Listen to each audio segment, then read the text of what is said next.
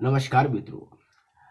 Police में आयु बढ़ाने को लेकर के और वन दरोगा भर्ती परीक्षा संभावित घोटाले मामले में एसआईटी को लेकर के मेरी भूख हड़ताल का आज छठा दिन है।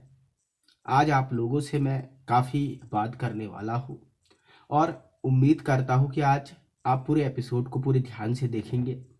कई लोग वीडियो को 1-2 मिनट देखते हैं, 1.5 मिनट देखते हैं, 3 मिनट देखते हैं और उसके बाद अंड बंड निष्कर्ष निकालने शुरू कर देते हैं। सभी लोगों से अपील है, या तो आप कमेंट ना करें और अगर आप कर रहे हैं तो पूरी बात पहले समझें, उसके बाद ही किसी निष्कर्ष पर पहुंचे, क्योंकि आधा ज्ञान शुरू से ही बहुत खतरनाक होता है। बिना बात समझे टिप्पणी करना उससे भी ज़्यादा खतरनाक बात है। तो फिर से अल्मोड़े से विधायक प्रत्याशी, अल्मोड़ा विधानसभा 52 से विधायक प्रत्याशी मैं विनोद तिवारी आज आप सभी लोगों का इस हड़ताल के छठवें दिन में स्वागत करता हूं। आज दोस्तों, सबसे पहले मैं छात्रों से मुखातिब होना चाहता हूं, क्योंकि जितनी नाराज़गी मुझे वर्तमान सरकार से नहीं है, उससे ज़्यादा कई गुना नाराज़गी अपने युवा साथियों से है। पहली बात, नाराज़गी का जो पहला कारण है वो कारण है कि यहाँ के युवा, उत्तराखंड के युवा, मैंने कल भी कहा था, आज फिर दोहरा रहा हूँ, इन्हें पका पकाया और हाथों हाथ में चाहिए। संघर्ष करने में ये लोग कायरता दिखाते हैं। अगर कोई संघर्ष करता भी है तो उसको उसका पीछा खींचने की कोशिश करते हैं। मानसिक तौर पर बीजेपी और कांग्रेस की गुलामी युवाओं ने स्वीकार कर ली है। ये कहते हैं कि अगर आयु नहीं बढ़ाई गई तो हम कांग्रेस को वोट दे देंगे, लेकिन ये भूल जाते हैं कि कांग्रेस बीजेपी वालों से भी 2 कदम आगे बढ़ के भ्रष्टाचारी है। 70 सालों में इन्होंने चूस चूस के देश का बंटा धार किया है, वो कांग्रेस वाले हैं। बीजेपी वाले वही, वो बाबा बागनाथ और काका सापनाथ, कहानी और किस्सा आपने सुना होगा। तो एक ही थाली के चट्टे बट्टे हैं। तो इन लोगों को लगता है कि अगर हम इस बार बीजेपी को हटा देते हैं तो हम कांग्रेस को वोट दे देंगे और कांग्रेस वाला सब आके ठीक कर देगा। इतनी महान सोच रखने वाले युवाओं की अब मैं क्या ही कहूँ, क्योंकि एक प्रकार की मानसिक गुलामी है। दूसरा,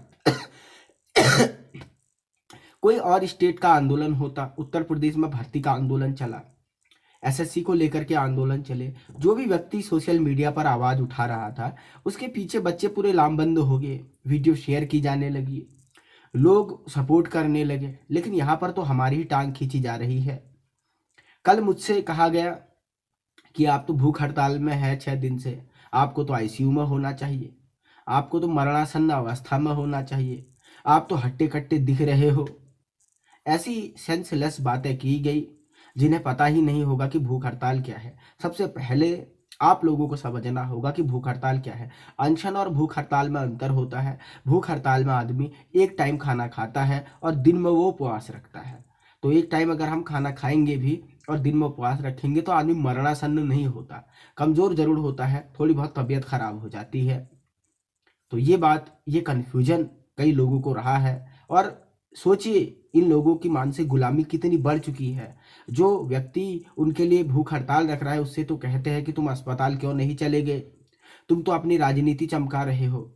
और जो सरकार उन पर अन्याय कर रही है, अत्याचार कर रही है, 70 सालों से बेवकूफ़ गधे बन रहे हैं, उनके पक्ष में उनके लिए इनके मन में कोई राग द्वेष नहीं है। तो ऐसे मूर्खों से मैं क्या कह सकता हूँ। तीसरी सबसे बड़ी बात, कह रहे हैं कि राजनीति कर रहे हैं। देखिए, मैं एक राजनेता हूं ऑफिशियली, तो राजनीति करना मेरा काम है, लेकिन राजनीति किन मुद्दों पर होनी चाहिए, ये बात आज मैं सबसे मुखातिब हूँ। देखिए, राजनीति ऐसी होनी चाहिए जो जनता के हित में हो। मैं राजनीति कर रहा हूँ तो मैं एज बढ़ाने के लिए कर रहा हूँ। मैं राजनीति कर रहा हूँ तो मैं एसआईटी की जांच के लिए कर रहा हूँ। ये लोग राजनीति करते हैं पैसा खाने के लिए करते हैं। ये लोग राजनीति करते हैं भ्रष्टाचार करने के लिए करते हैं। ये लोग राजनीति करते हैं, दारू बांटते हैं, 500 की नोट देते हैं और वोट लेते हैं, फिर आप ही को दुत्कारते हैं। तो ये बात है। मेरी बातें कड़वी जरूर लग रही होगी, लेकिन ये सत्य है। भले आपको पचे ना पचे, आप मेरे समर्थन में रहो ना रहो, लेकिन मैं बात हमेशा से, क्योंकि देखिए आजकल के देश में, हमारा जो देश है, यहाँ पर एक बड़ा परसेप्शन है कि नेता ने जरा सा भी जनता के खिलाफ बात की तो जनता वोट नहीं देगी। मैं ऐसे नेताओं में से नहीं बनूंगा, ना हूँ जो कि जनता को उनके कानों को सुनने में अच्छा लगे, उनको कर्णप्रिय प्रिय हो, उनकी झूठी झूठी तारीफें करूं और उसके बाद वोट बटोर लूं। जहां पर जनता गलत काम करेगी तो उनको भी सीधे सीधे आड़े हाथों लिया जाएगा। ऐसी मेरी विचारधारा है साफ तौर पर। हार जीत अपनी जगह पर है। तो ये मैं पूरे युवाओं से बात कर रहा था। अब आते हैं मुख्य मुद्दे पर कि भैया ये इसका आगे क्या होगा। कुछ लोग इस मामले में ये भी कह रहे हैं कि आप दूसरों का टाइटल खा रहे हो, लोग हाईकोर्ट चले गए हैं। देखिए, कई लोगों को लॉ ऑफ कोर्ट की चीजें नहीं पता होती है। उन्हें लगता है कि हाईकोर्ट चले जाना किसी भी मुद्दे का समाधान हो जाता है, और अगर ऐसा समाधान होता ही तो मैं लिख के दे रहा हूँ आप लोगों से कि हाईकोर्ट से इस मुद्दे का कोई समाधान निकलने वाला नहीं है, भर्ती रद्द नहीं होगी। ये आज ही आप लिख लो। अगर ऐसा हो गया तो मैं अपनी टिकट ही वापस ले लूंगा, मैं चुनाव ही नहीं लड़ूंगा अगर हाईकोर्ट ने इस भर्ती पे स्टे लगा दिया या आपकी एज बढ़ाने को लेकर के कोई बात कह दी। हाईकोर्ट ऐसी बात इसलिए नहीं कह सकती क्योंकि भाग 7 भारत का संविधान कहता है सेपरेशन ऑफ पावर, क्योंकि ये कार्यपालिका का विशेषाधिकार है। हाईकोर्ट इसमें किस प्रकार से दखल कर सकता है, और अगर गाहे बगाहे हाईकोर्ट ने, माननीय उच्च न्यायालय ने ऐसी कोई डिसीजन दे भी दी तो सुप्रीम जो राज्य की सरकार है उसे सुप्रीम कोर्ट में शू कर सकती है, सुप्रीम कोर्ट में चैलेंज करेगी तो वहां से वो चीज बदल जाएगी। क्योंकि सबसे सेपरेशन ऑफ पावर थियरी यही कहती है कि कार्यपालिका के काम में न्यायपालिका हस्तक्षेप नहीं करेगी, न्यायपालिका के काम में कार्यपालिका हस्तक्षेप नहीं करेगी। तो हाईकोर्ट चले जाना जो लोग समझते हैं कि वहां से बहुत बड़ा कोई समाधान निकलेगा, तो उन लोगों को इस खुशफहमी में रहने देता हूं। अगर कोई इसमें काम कर सकता है तो कार्यपालिका और सरकार कर सकती है। और जो लोग हाईकोर्ट गए भी हैं मैं उनका भी सम्मान कर रहा हूं, अपने स्तर पे लड़ रहे हैं, मैं अपने स्तर पे लड़ रहा हूं। तो इसीलिए ये कह देना कि हम दूसरों की टाइटल खाने की कोशिश कर रहे हैं, ये सरासर घोर अन्याय है और ज्ञान का अभाव है। और किसी की ना इन्फॉर्मेशन ही के लिए, किसी को संविधान नहीं पता उसके लिए मैं कैसे जिम्मेदार हो सकता हूं। उन लोगों को पढ़ना चाहिए, संविधान समझना चाहिए, उसके बाद बात करनी चाहिए। तो युवाओं को मेरा बहुत साफ संदेश है, मेरा बहुत साफ संदेश है कि भैया अभी भी एक हो जाओ, ये आपस में तू मैं की लड़ाई में मत फंसो। और आप लोगों को करना चाहिए सपोर्ट। मैं फिर कह रहा हूं, अगर सपोर्ट नहीं करोगे तो सरकारें कभी भी आपकी नहीं सुनेंगी। और ये जो बीजेपी को हटा के कांग्रेस को लाने की आप लोग बात करते हो, ठीक है चलो अल्मोड़ा विधानसभा में मैं लड़ रहा हूं, मैं पूरे राज्य भर में तो नहीं हूं, लेकिन कांग्रेस आएगी, वो तो वैसे ही केंद्र सरकार में सत्ता में नहीं है, तो राज्यों से उनके इलेक्शन का बजट जाता है बेचारों का, है। अभी 2024 में चुनाव आएंगे तो उत्तराखंड सरकार से लेंगे, वो हजारों करोड़ रुपए की मांग करेंगे, तो उनके उसमें भी भ्रष्टाचार होगा और इससे कई गुना बढ़ के होगा। तो ये सोचना, ये परम मूर्खता का जो है, 3 तल का परम दशा, एक बोलते हैं, एक शब्द आता है 3 तल का परम दशा है कि कांग्रेस आएगी और बीजेपी के सब्स्टिट्यूट बन के उसको ठीक कर देगी। हालांकि मैं चाहता हूं कि बीजेपी और कांग्रेस का उत्तराखंड से बोरिया बिस्तरा पैक करके निकाला जाए इनको, और कोई क्षेत्रीय दल आना चाहिए जिस दल के साथ हम बहुत जल्द आपके सामने होंगे। मैंने एक संगठन की भी घोषणा की है, गरीब जनता दल। बीजेपी और कांग्रेस एक ही थाली के चट्टे बट्टे हैं, और ये आप लोगों को बिल्कुल भी नहीं वो करते हैं क्या, कि आप लोगों की बिल्कुल नहीं सुनते हैं। दोनों एक से हैं, कांग्रेस परम भ्रष्ट है, बीजेपी चरम भ्रष्ट है।